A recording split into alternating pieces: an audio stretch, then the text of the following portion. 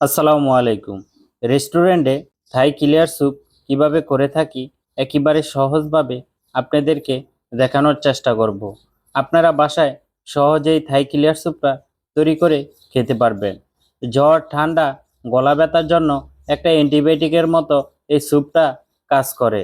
আমি এখন থাই ক্লিয়ার স্যুপের জন্য যা যা নিয়েছি, মাশরুম নিয়ে নিলাম, তারপরে থাই আদা, থাই পাতা, তারপরে লেবু পাতা, এটা হলো থাই লেবু পাতা, তারপরে লাল মরিচ, ক্যাপসিকাম আছে 2 কালারের, চিকেন নিয়ে নিলাম, প্রন নিয়ে নিলাম।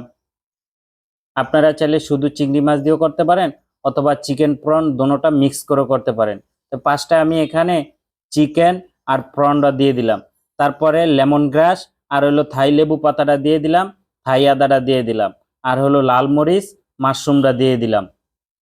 আমার এখানে 3 থেকে 4 কাপ স্যুপ হবে। আপনারা ওই পরিমাণ অনুযায়ী পানিটা দিয়ে দিবেন। আর এই স্যুপটা অনেকক্ষণ ধরে কিন্তু আপনাকে রান্না করতে হবে। এখন আমি কিছু পেঁয়াজ কিউব করে দিয়ে দিলাম, তারপরে আরেকটু পেঁয়াজ কিউব দিয়ে দিলাম। এখন আমি ফিশ সস দিয়ে দিলাম। অবশ্যই ফিশ সসটা একটু হালকা বাড়তি দেওয়ার চেষ্টা করবেন। এখন দিয়ে দিলাম লবণ, তারপরে দিয়ে দিলাম হোয়াইট পেপার, এখন দিয়ে দিলাম চিকেন পাউডার। আপনারা চাইলে চিকেন পাউডারের বদলে টেস্টিং সল্টও ব্যবহার করতে পারেন। এখন দিয়ে দিলাম অল্প করে চিনি। তারপরে স্যুপটাও অনেকক্ষণ ধরে জাল দিতে থাকবো, এমনকি ভালো করে মিক্স করতে থাকবো। তাহলে মাংসটা পরিপূর্ণভাবে সিদ্ধ হয়ে যাবে। চিংড়ি মাছটা, মাংসটা, এটা পরিপূর্ণভাবে সিদ্ধ যখন হয়ে যাবে তখন স্যুপটা খেতে খুবই ভালো লাগবে। আর এই স্যুপটা রোগীর জন্য খুবই উপকারী, এমনকি যারা ডায়েট করেন তাদের জন্য এই স্যুপটা খুবই কার্যকরী একটা স্যুপ। আর এই স্যুপটা প্রতিনিয়ত আপনারা খেতে পারেন। জ্বর, ঠান্ডা, গলা ব্যথা হলে, শরীরটা খারাপ লাগলে এই স্যুপটা তৈরি করে খেতে পারেন। রেস্টুরেন্টে খুবই জনপ্রিয় একটা soup. Thai soup, Thai clear soup, corn soup, cream of mushroom soup, এসব স্যুপগুলা রেস্টুরেন্টে খুবই জনপ্রিয়। এখন আমি খেয়ে দেখবো আসলে স্যুপটা ভালো একটা টেস্ট চলে আসছে কিনা। তারপরে এখানে একটু লেবুর রস দিয়ে দিলাম। লেবুর রসটা দিলে খুবই ভালো লাগে। এখন ক্যাপসিকাম গুলা দিয়ে দিলাম।